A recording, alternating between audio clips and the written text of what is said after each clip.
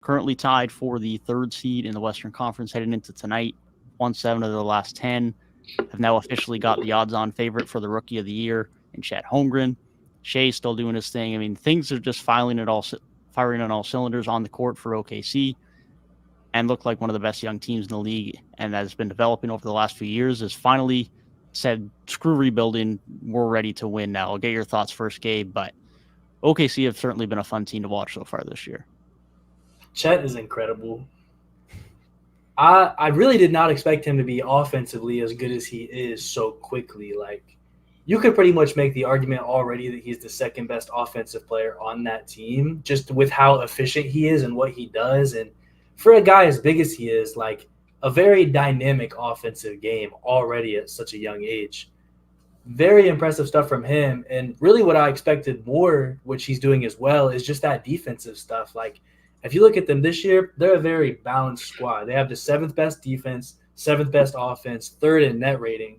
But that defense, outside of like him and Lou Dort, I mean, you got Dort on the perimeter, you got Chet in the paint, but really the big issue with them was like that size, having a true big man, having a big strong side guy, like that real final paint protection, rim protection down low down there. And it's like, even in spite of us being like, oh, we're kind of concerned about the talent that they have down there, and if they have the pieces for that, they've been able to perform nonetheless. And that defense has been really good because of it.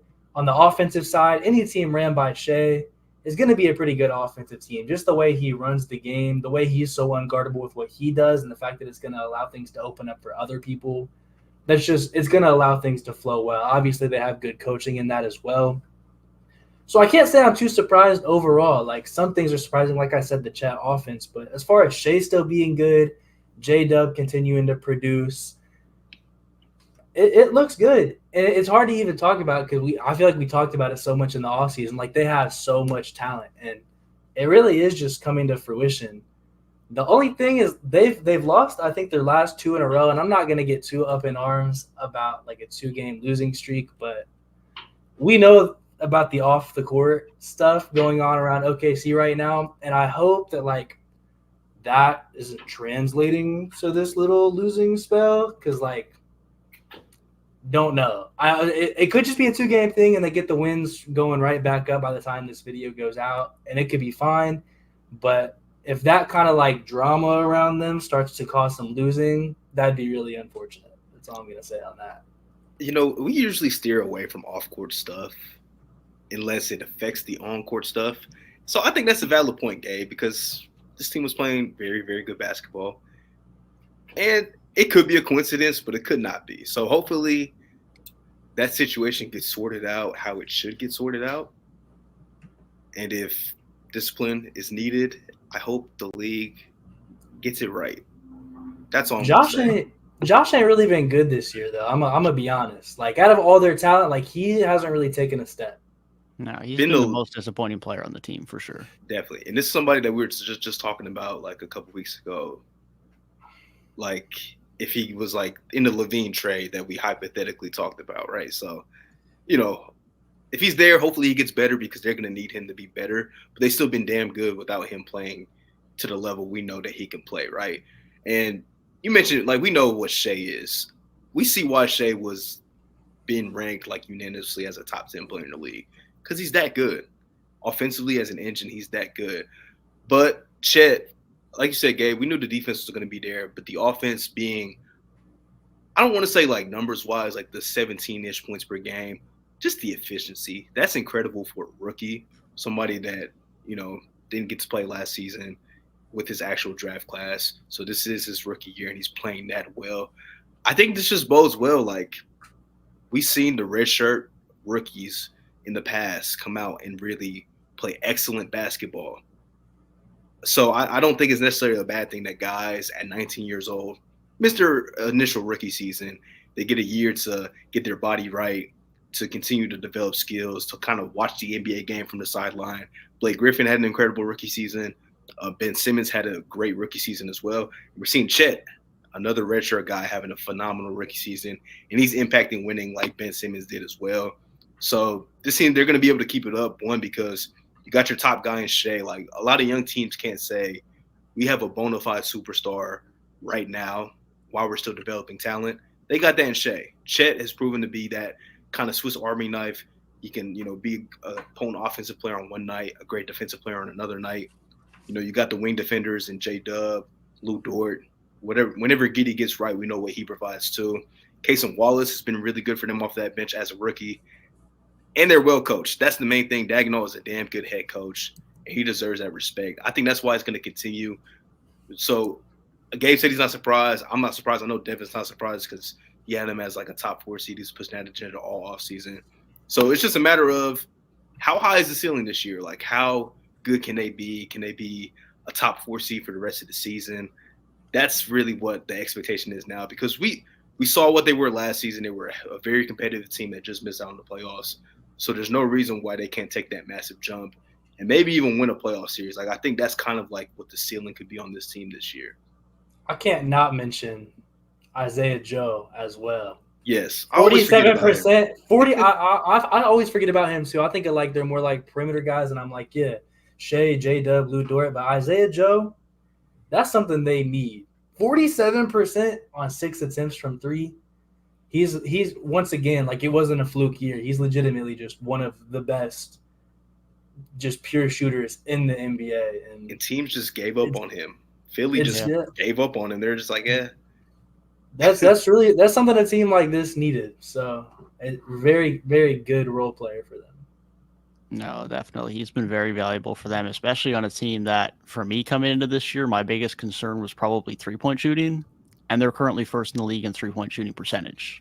The volume's not significant. It's bottom 10 in the league, but nonetheless, they are shooting over 40% from 3 as a team, which is outrageous from a team that I had concerns about.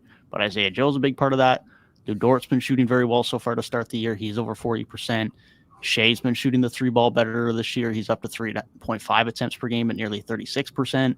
So they've got a lot of guys shooting the ball really well right now. Cason Wallace being another one of those guys who we previously mentioned. Again, not a ton of volume, but efficient. And that's kind of what this team's built off of right now. And Chet's game has molded into that. Another guy who's not a ton of volume, but very productive, very efficient. So that's kind of their motto right now on the offensive end, especially with regards to three-point shooting.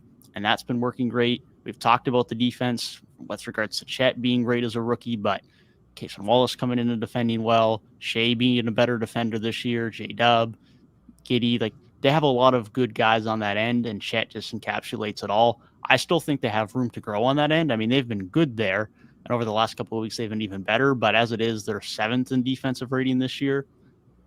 That still has room to improve. I think this personnel has room to be a top 5 unit, because I do expect the three-point shooting to fall off a little bit. I think 40% or over 40% from this personnel is a bit much, and that's no disrespect to this group. There was legitimate concerns about the three-point shooting coming into this year for a reason, and they've been absurdly good. But I think there's room to balance out on the defensive end. I think there's room to believe that they're just going to continue to be this good. I mean, they have a lot of young talent and should, in theory, only continue to get better. Chet being this comfortable and this productive off the gate, as we've mentioned, just was not expected. I mean, I was expecting a good year for him, but he's just been outrageously good, outrageously productive. The rim deterrence is there. The defending in space is there. The play finishing is there. But the fact that he's been as efficient with some of the stuff he's been doing on the offensive end as well. I mean, a lot of it's catch and shoot and a lot of it's play finishing, but he's been comfortable putting the ball on the deck, shooting a few pull-up shots, getting downhill on occasion. Like, it's not just him being spoon-fed 17 points a game. Like, he's being able to create some of his own offense as well. So ridiculous stuff from Chet. That's been their biggest ceiling raising this year. But if the three-point shooting can keep up, which was the biggest concern, they're in a great spot. I like to shout out to Daigneault as well. He was my head coach of the year pick for a reason this year. Love the job he's been doing. So I've loved what I've seen from OKC so far. I think there's a few things that probably start to fall off on the offensive end a little bit in terms of their shooting, but I love what I've seen, and I don't see any reason why it shouldn't continue. They just got a special group, man. I hope they only continue to grow. Like, I know there's always that, like, big kind of question mark where it's like, we have all these picks, and maybe one day we can really, like, trade that and make some big splash. And now we have, like, a super team, basically. I don't want to say super team because it's very organically grown, but, like, cash it in for a big name. And looking at their trajectory, it's like, do they even need to? Because they're so good already, and it's like you have year one with an asterisk. Shea's only 25. Technically, we say the prime is like 27 to 31, so he's not even prime yet. And with all your like main guys being this young, it's like they still have room to grow internally. So if there's ever a big name that comes up and OKC's picks can nab that, this team might be like I don't want to say title favorite, but like up there in that upper echelon in like 2 seasons. They'll have to move off of somebody at some point just because just the money, like they won't have money to pay everybody. But the good thing is, and this is like a very NFL type thing, having all those first round picks, if you can get a guy like a Casey Wallace who comes in, productive year one, he can replace some of that production that you might have to give off if you trade, just say like a Giddey or a Lou Dort, like you could probably replace some of that. You know, we see guys like Jaime Jaquez is a super productive rookie, 4-year guy in college, and he's coming in doing basically the same stuff he's doing in college, just on the NBA level with, you know, great talent around him too. But he's fitting right into that Miami Heat culture.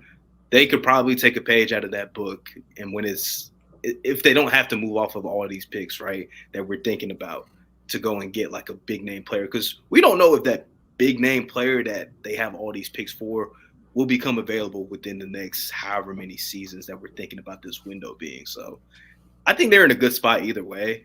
They draft really good. And the fact that you have so many picks is you can miss on some draft picks and still be a really good team. Like ask Danny Ainge. He missed on a lot of first round draft picks, but he hit on like 3 of them that were really damn good. So yeah, I think they'll be set either way. The culture's being built, which I think is the next most important thing. They're getting used to this idea of being competitive. Last season was a good soft introduction into it, but now it's like this is the real deal. We can compete with any team on any given night, and that's good for a young team to get that experience right now. Yeah, definitely. They've got good habits built. They've, like you say, they started that last year, and that's just continued into this year. And all these draft picks, like you say, like they're going to have, star trade or not, they're just going to be able to continue to replenish their bench and replenish their depth. Like a Casey Wallace pick this year, it'll just be even more so evident down the road when these stars are being paid. And some of these guys, like maybe a Kendrick Williams or maybe an Isaiah Joe, come up off a contract. And you don't have to pay these guys necessarily. And you can also just use 2 of your first round picks they probably have that year and bring in your next wave of depth, and they're just going to be able to continue to replenish that, especially in a market in OKC, like you say, where maybe because this group is so special, they will start to go into the luxury tax a little bit, but they're probably not going to be spending $200 million plus a year on salaries like some of these other teams are doing, like the Warriors, like the Clippers have been. That's probably not going to happen here. So that's something they're going to have to monitor as well and going to have to be smart about, which does lead to potentially a Giddey or a Dort or someone like that getting moved eventually before all 4 or 5 of these guys are on very big money. We're only at Shea and Dort at this point, so we're still a few years away from that, but eventually that will be something to consider. But like you say, because they have all those picks, they're probably fine sitting on a lot of those to bring in some depth. And if something comes around, great. But because Chet and J-Dub have been so good, they're probably not desperate to do so. Unless they can get a really good, true second option, they're probably not really feeling the need to force anything. Chet might end up being that offensive second option, to be honest. I'm talking about an efficient 18 and not even halfway through year one. Like, first of all, we could expect those numbers to climb by the end of the season. I mean, who's to say he doesn't get better? He said himself, who's the best player in the NBA? Myself in a couple months. I don't think he'll be the best player, but to expect some progression from what we've seen so far, it's possible. I really like that point about like replenishing though, because it almost makes me think about Golden State, where it's like early on, like their first couple of titles, they had Curry on that like super small deal where he was making like 12 million a year. So they had like a ton of depth.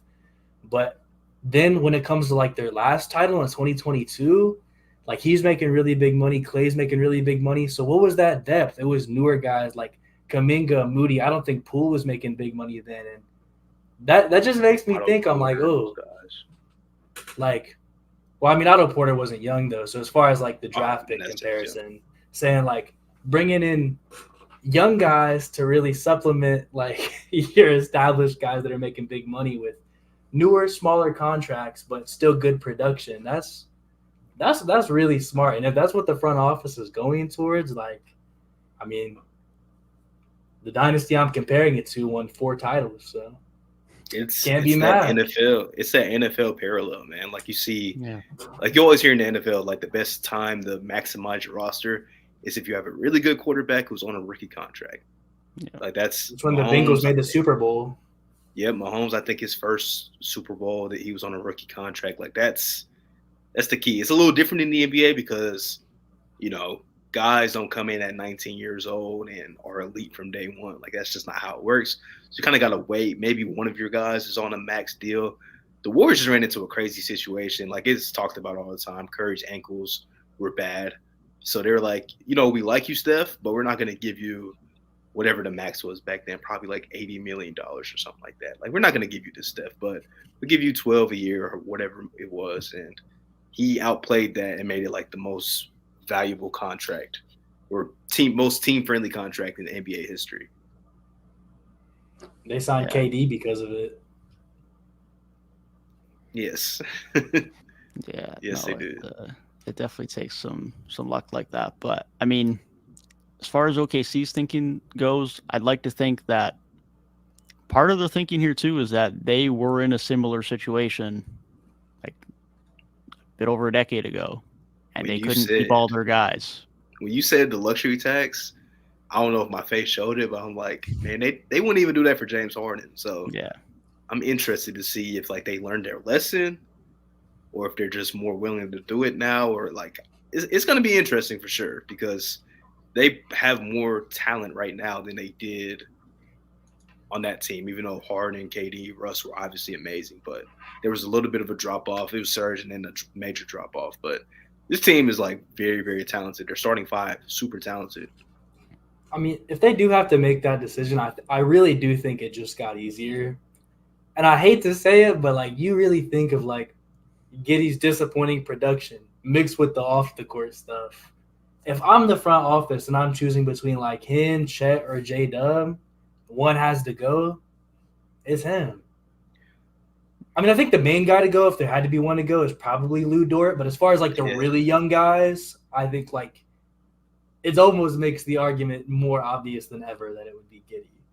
Lou Dort is still pretty young though. Like people think he's like 30. He's not that old.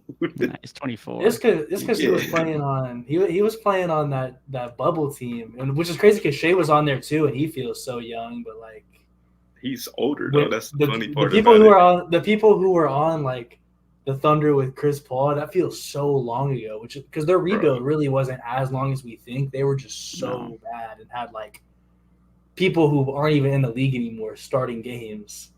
I was just thinking like, because I was going back, I'm like, well, J-Dub was runner-up for Rookie of the Year last season. Chet's he's in the lead right now to win it this year. I'm like, oh, Giddey was like Rookie of the Month every single month of like the season for the Western Conference. And I was thinking like, who was their draft pick before that? I'm like, oh, they were like a good team like the season before that. So yeah, it hasn't been that long, which is like we have the idea that it has been so much time because they have all these picks and their rosters they had a couple seasons where they were pretty bad, but this is like year 4 of the rebuild maybe. And they're a top 4 team in the Western Conference. And we're talking about them like, they can maybe win a playoff series this season. Like that's just how it's kind of been accelerated, but it seems like it's been like this like 10-year process when it really hasn't been.